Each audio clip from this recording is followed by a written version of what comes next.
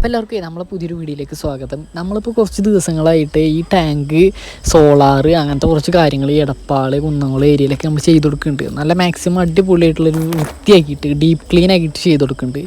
അപ്പോൾ അതിൻ്റെ ഭാഗമായിട്ട് നമ്മൾ പടിഞ്ഞാറങ്ങാടി ഭാഗത്തൊരു വീട്ടിലേക്ക് വന്നിട്ടുണ്ടായിരുന്നു. അപ്പോൾ ഇന്ന് അവിടുത്തെ കുറച്ച് കാര്യങ്ങളാണ് അതിൽ പറയുന്നത്. അപ്പോൾ നിങ്ങളൊന്ന് കണ്ടു നോക്കി നോക്കുക. ടാങ്ക് കാര്യങ്ങൾ ക്ലീൻ ചെയ്യേണ്ട കാര്യങ്ങളൊക്കെ നോക്കി നോക്കുക. നിങ്ങളിപ്പോൾ ഈ വീഡിയോ കണ്ടിട്ടുണ്ടെങ്കിൽ രാത്രിയാണെങ്കിൽ പോയി നോക്കരുത്, രാവിലെയൊക്കെ ആണെങ്കിൽ നിങ്ങളൊന്ന് ടാങ്കൊക്കെ ഒന്ന് പോയി നോക്കി നോക്കുക ക്ലീൻ ചെയ്യാറായിക്കണോ എന്നുള്ളത്. അപ്പോൾ ബാക്കി വീഡിയോയിൽ കാണാം. നമ്മൾ ഈ വാട്ടർ ടാങ്ക് ക്ലീൻ ചെയ്യണമെന്ന് വെച്ചാൽ ഇതിലിപ്പോൾ കിണറ്റിൽ നിന്ന് അടിക്കണ വെള്ളം തന്നെ. അപ്പോൾ വേറെ പ്രശ്നങ്ങളൊന്നുമില്ല.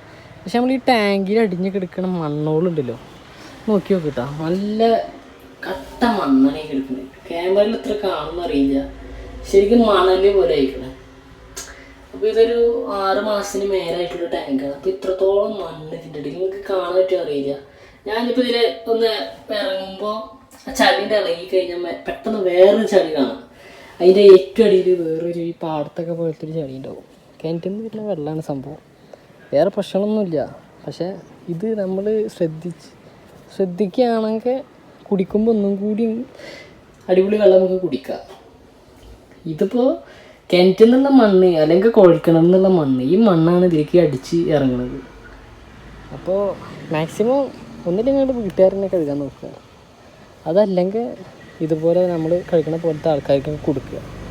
അപ്പോൾ അത് വൃത്തിയിൽ കഴുകിയിട്ട് റെഡിയാക്കി തരും. ഒരു കൊല്ലമൊക്കെ കഴിഞ്ഞ് കഴിഞ്ഞാൽ ഇതിൻ്റെ ഈ പാളിയിലൊക്കെ ഉണ്ടല്ലോ, ഈ ടാങ്കിൻ്റെ ഈ കോട്ടിങ്ങിലൊക്കെ ഒരു പ്രത്യേക തരം പാട വരും, ഒരു തരം കറയാവും ലാസ്റ്റ്. അത് പിന്നെ ഉരച്ചാൽ പോവില്ല. പിന്നെ ഉരച്ച് പോകണമെങ്കിൽ എന്താ വെച്ചാൽ നമ്മൾ നല്ല ഉരക്കണ സാധനമൊക്കെ ഇട്ട് ഉരച്ച് കഴിഞ്ഞാൽ ആ ടാങ്കിൻ്റെ ഒരു കോട്ടിങ്ങൊക്കെ നഷ്ടപ്പെടും. പിന്നെ അതാവുമ്പോൾ ചിലപ്പോൾ വെള്ളത്തേക്കൊക്കെ ഇറങ്ങുക.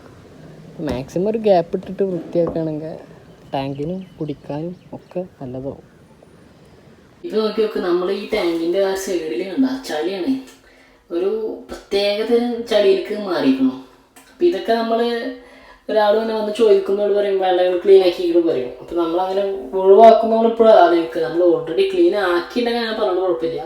അത് അവരെ ഒഴിവാക്കാൻ വേണ്ടിയിട്ടാണെങ്കിൽ അങ്ങനെ പറയുന്നത്. അതിപ്പോൾ നമുക്ക് വർക്ക് തരണം, അല്ലെങ്കിൽ നമ്മൾ തന്നെ നമ്മളെ പോലെ ആൾക്കാർ ചെയ്യണം, അങ്ങനെയൊന്നും പറഞ്ഞില്ല. മാക്സിമം ഉണ്ടല്ലോ നിങ്ങൾക്ക് ചെയ്യാൻ പറ്റിയോ നോക്കി നോക്കുക, കഴുകാൻ പറ്റിയോ നോക്കി നോക്കുക.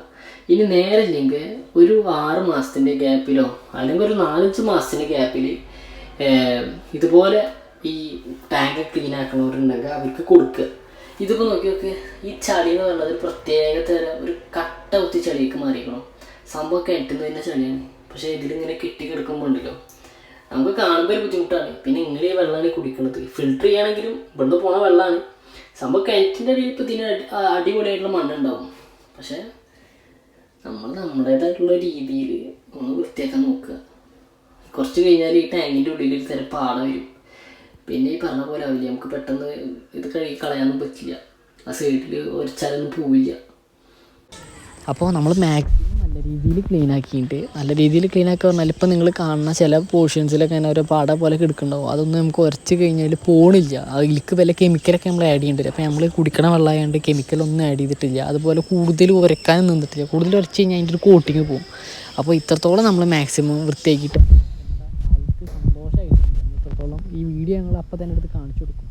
അപ്പോൾ നിങ്ങൾക്കും നിങ്ങളുടെ വീട്ടിൽ ഇതുപോലെ ചെയ്യാൻ പറ്റാൻ താല്പര്യം ഉണ്ടെങ്കിൽ എന്തായാലും ഞങ്ങളെ ബന്ധപ്പെടാൻ നമ്പർ കാര്യങ്ങൾ ഇതിൽ കൊടുത്തിട്ടുണ്ട്.